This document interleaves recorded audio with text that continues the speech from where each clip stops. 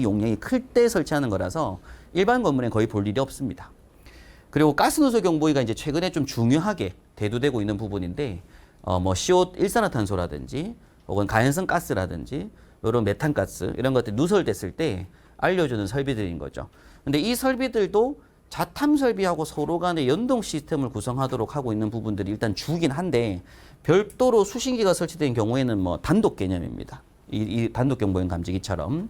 그래서 사실 중요도가 그렇게 높다고 볼 수는 없는 거죠. 그래서 이제 경보 설비에서 가장 핵심은 요 세 가지 설비가 가장 핵심인 설비다라는 걸 미리 좀 알고 진행하실 필요가 있을 것 같고요. 자, 그 중에 제일 첫 번째 설비가 비상경보 설비 및 단독 경보용 감지기라고 합니다.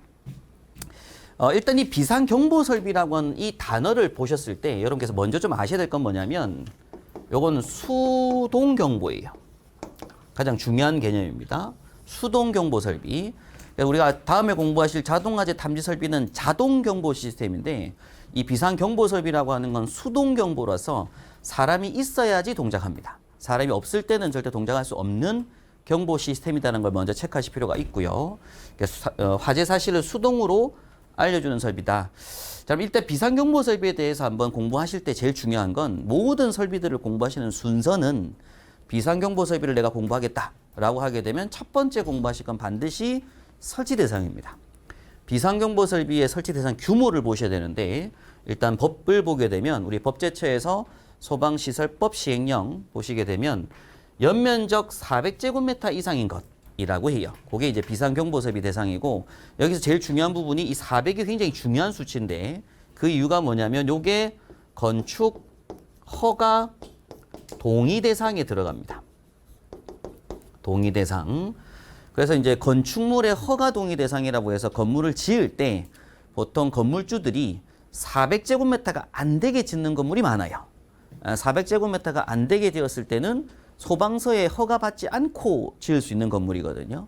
근데 400이 넘어가게 되면 비상경보 설비를 설치를 하다 보니까 소방서의 허가 동의를 받고 건물 설계가 이제 들어갑니다.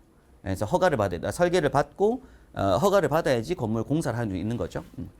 400 이상이라는 거, 이게 굉장히 중요한 수치입니다. 비상경보 설비 설치 대상. 그리고 이때 이제 전층에 일단 비상경보 설비가 설치가 돼야 된다라고 하는데, 이때 뭐가 설치되는지는 좀 이따 보도록 하고요. 그 다음에서 이제 지하층 또는 무창층 바닥 면적이 150제곱미터 이상일 때 또 건물 전체에, 그리고 터널 500m 이상일 때 터널 전체에 라는 뜻입니다. 근데 이제 좀 이따가 나중에 또 터널 관련된 부분은 NFTC 6번 때에서 보시겠지만, 터널 같은 경우에 500m 이상 터널은 비상경보 설비가 설치돼야 되고, 1000m 이상 터널 되게 되면 자탐 설비가 들어가야 됩니다. 1000m가 되지 않는 터널은 비상경보, 1000m 이상 되는 터널은 자탐 설비다라는 걸 미리 조금 체크했으면 하고요. 그리고 50명 이상 근로자가 작업하는 옥내 작업장의 경우에 그 작업 현장에다가 비상경보 설비를 설치할 것이라고 한 거죠. 비상경보 설비 설치 대상은 무엇보다 좀 중요하고요. 그 다음에 이어서 단독경보용 감지기는 좀 이따 보시겠지만, 제가 일단 설치 대상만 잠깐 좀 체크하고 넘어가겠습니다. 단독경보용 감지기는 교육연구시설 내에 있는 기숙사 또는 합숙소로서 연면적 2000 미만, 그리고 수련시설 내에 있는 기숙사 또는 합숙소로서 연면적 2000 미만. 자, 요건 제가 좀 수정이 돼야 될 것 같아요. 다목 7에 해당하지 않는이라고 보지 말고요. 요거는 좀 수정돼야 되는데, 수용인원, 요게 수용인원 100인 미만입니다. 100인 미만. 수용인원이 100인보다 작은 어떤 수련시설로서 숙박시설이 있는 수련시설이라고 해요. 요런 시설.